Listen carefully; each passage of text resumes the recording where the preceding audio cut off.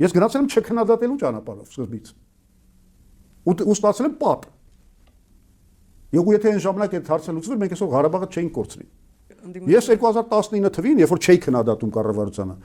գնացել էի այդ նախագծով գնացել էի կառավարության մոտ։ Մենք 2019 թվականին այդ նախաձեռնությամբ, հա, ասում եմ որ հնարավոր եք։ 2019 թվականին ես շատ լավ հիշում եմ Վովա Կարապետյանի հետ էինք խոսում դրա մասին, Արսեն Գասպարյանի հետ էինք խոսում, որը ազգային անվտանգության գծով գլխավոր խորհրդը, Մհեր Գրիգորյանի հետ եմ խոսել, էկոնոմիկայի նախարարության հետ եմ խոսել, Վարո Սիմոնյանի հետ ենք գնացել ես ու Աշոտ Սաֆարյանը մի քանի անգամ հանդիպել ենք էկոնոմիկայի նախարարությունում,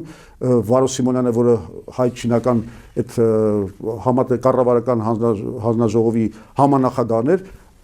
ոգևորված էր ուղղակի այդ պրոյեկտով։ Մենք բոլորի հետ խոսացել ենք։ Միակ մարդը ում հետ չստացվեց խոսալ, որովհետև ինքը բանը ինչ որ ֆրֆռում էր երկնքներում, դա Նիկոլ Փաշինյանն էր։ Ու հետո մենք իմացանք, որ ինքը վետո է դրել այդ պրոյեկտի վրա։ Դա համար այդ ստերը, այդ որ ասում եք բանը, եթե տենց ելներ կքննադատեք, ոնց։ Հայաստանը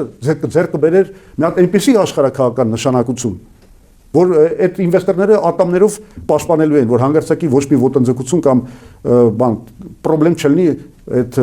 ֆրոնտում կամ եւ այլն ինչ որ ռազմական գործողություններ չլինեն եւ այլն եւ այլն։ Չէ, ես չեմ ընդունում ձեր մեղադրանքը, բացարձակապես անհիմն բաներ, հակառակն էր ճիշտ։